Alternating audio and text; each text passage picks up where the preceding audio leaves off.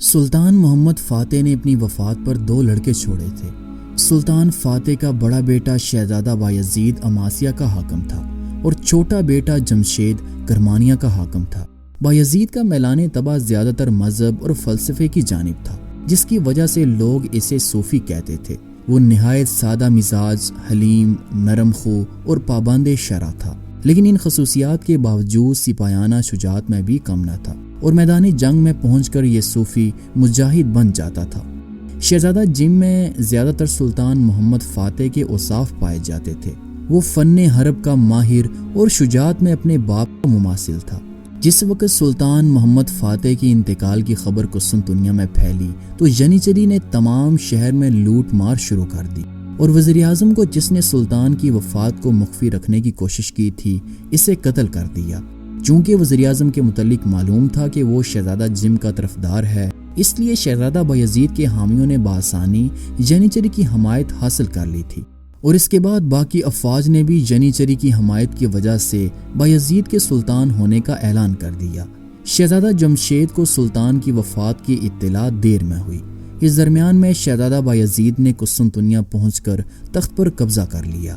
ینیچری نے اس کی حمایت کی، لیکن تخت نشینی کے موقع پر اپنی تنخواہوں میں اضافے اور بخشش کا مطالبہ بھی پیش کیا۔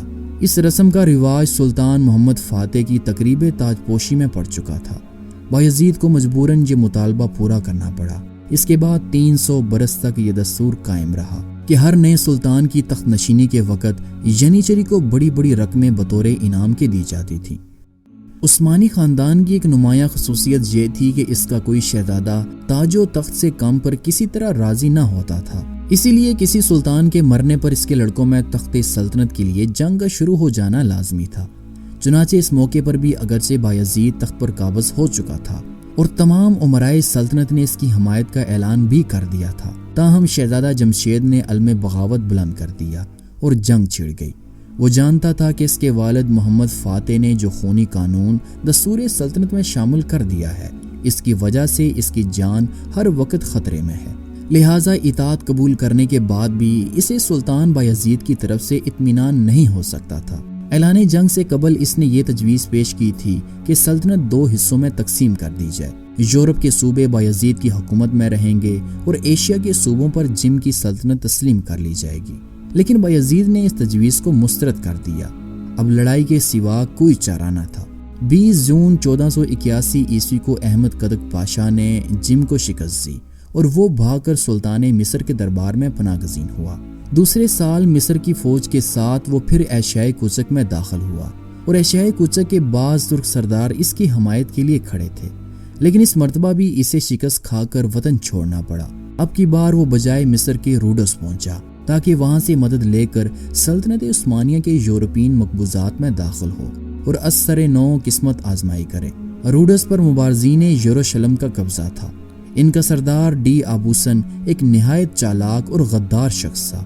اس نے ایک طرف تو شہزادہ جمشید کو مدد دینے کا وعدہ کیا اور اس سے یہ معاہدہ کیا کہ بصورت کامیابی وہ مبارزین روڈس کو بعض مخصوص اور اہم مراد عطا کرے گا، اور دوسری طرف اس نے سلطان بایزید سے یہ معاہدہ کیا کہ 45,000 دوکات سالانہ کے عوض پر وہ جم کو نظر بند رکھے گا۔ چنانچہ 7 برس تک یہ بد نصیب شہزادہ روڈس اور پھر فرانس کے مختلف مقامات میں جو کہ مبارزین روڈس کے قبضے میں تھے، ظاہری احترام کے باوجود دراصل ایک قیدی کی طرح زندگی بسر کرتا رہا۔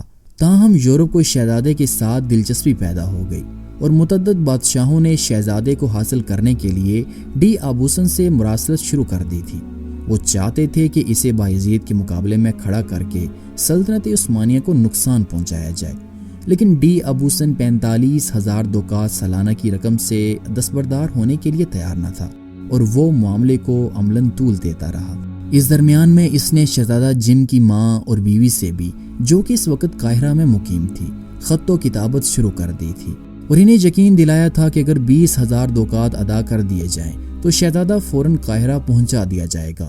ڈی آبوسن کے وعدے پر اعتبار کر کے ان خواتین نے یہ رقم اس کے پاس بھیج دی، مگر مبارزین یروشلم کا یہ مقدس پیشوا ایفائے عہد کی پابندی سے بالا تر تھا۔ بلاخر شاہ فرانس چارلس ہشتم نے جم کو ڈی آبوسن کے پنجے سے رہا کر کے پوپ اینوسنٹ ہشتم کے پاس روما بھیجا۔ یہاں بھی اس کی حیثیت ایک قیدی ہی کی سی تھی، اگرچہ اینوسنٹ نے اس کے ساتھ بڑی ہمدردی کا اظہار کیا اور اس کو اپنے محل میں عزت و احترام کے ساتھ رکھا۔ اب پوپ نے 40,000 دوکات سالانہ کی رقم شہزادے کی نگرانی کے صلے میں بایزید سے وصول کرنا شروع کی۔ چند سال کے بعد اینوسنٹ مر گیا۔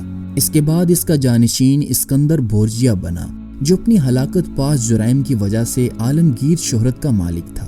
اسکندر بورجیا نے اپنا ایک سفیر سلطان بایزید کی خدمت میں بھیج کر شہزادہ جم کی نظر بندی سے متعلق سابق معاہدے کی تجدید کی، اور اس نے سلطان کو قتل کرنے کے لیے 3 لاکھ دوکات رقم کا مطالبہ کیا۔ لیکن ابھی سلطان اور سفیر پوپ کے درمیان اس معاہدے پر گفتگو ہو ہی رہی تھی کہ چارلس ہشتم نے اٹلی پر حملہ کر دیا اور 31 دسمبر 1495 عیسوی کو روما میں فاتحانہ داخل ہوا۔ چند روز کے بعد شاہ چارلس اور پوپ اسکندر کے درمیان صلح کی گفتگو ہو ہی رہی تھی، جس کی ایک اہم شرط یہ تھی کہ شہزادہ جم چارلس کے ساتھ فرانس جائے گا۔ اسکندر کو صلح کی خاطر یہ شرط منظور کرنی پڑی اور شہزادہ فرانسیسی فوج کے سپہ سالار کے ساتھ روما سے روانہ ہوا۔ اسکندر بورجیا کو اگرچہ 40,000 دوکات سالانہ سے محروم ہو جانا پڑا، تاہم شہزادے کے قتل سے 3 لاکھ دوکات کی خطیر رقم کا حاصل کرنا اب بھی ممکن تھا، اور وہ اس میں کامیاب بھی ہوا۔ شہزادے کے قتل کے متعلق ترک اور اطالوی مورخین کے درمیان اختلاف پایا جاتا ہے۔ اطالوی مورخین کا کہنا ہے کہ اسکندر بورجیا نے شہزادے کے ایک خدمتگار سے سازش کر کے ایک خاص قسم کا سفید زہر شکر میں ملا کر کھلا دیا۔ ترک مورخین کا بیان ہے کہ مصطفیٰ نامی ایک نائی نے اسکندر بورجیا کے کہنے پر شہزادے کا خط بناتے ہوئے زہر کے بجھے ہوئے اسرے سے ایک خفیف سا زخم لگا دیا تھا۔ بہرحال تمام مورخین کو اس امر پر اتفاق ہے کہ شہزادہ جمشید کا قتل پوپ اسکندر بورجیا ہی کی وجہ سے ہوا۔ زہر کا اثر فوراً ظاہر نہ ہوا، بلکہ رفتہ رفتہ نمایاں ہوتا رہا، یہاں تک کہ چند دنوں کے بعد فاتح قسطنطنیہ کا وہ جوان سال بیٹا، جس نے اپنی عمر کے 36 سال ہی گزارے تھے اور جو 13 سال تک اسیری کی صوبتیں برداشت کر چکا تھا، بیک وقت قید فرنگ اور قید حیات دونوں سے آزاد ہو گیا۔ آخری وقت تک اسے بیوی اور بچوں کو دیکھنے کی حسرت تھی۔ شہزادہ جمشید کے آخری الفاظ یہ تھے: اے میرے رب، اگر دین حق کے دشمن یہ چاہتے ہیں کہ میری ذات کو اعلی کار بنا کر ان تجویزوں کو تقویت پہنچائیں جو انہوں نے مسلمانوں کی بربادی کے لیے سوچ رکھی ہیں، تو آج کے بعد مجھے زندہ نہ رکھنا، بلکہ فوراً میری روح کو اپنی طرف اٹھا لینا۔ سلطان بایزید نے اس کی لاش کو یورپ سے منگوا کر شاہی تزک و احتشام کے ساتھ بروسا میں دفن کیا۔ سلطان بایزید ثانی کا عہد حکومت فتوحات اور توسیع سلطنت کے لحاظ سے کوئی اہمیت نہیں رکھتا۔ تخت نشینی کے بعد اس نے احمد قدک پاشا کو شہزادہ جم کی بغاوت کو ختم کرنے کے لیے اوٹرانٹو سے واپس بلا لیا اور اس کی جگہ خیر الدین پاشا کو مقرر کیا۔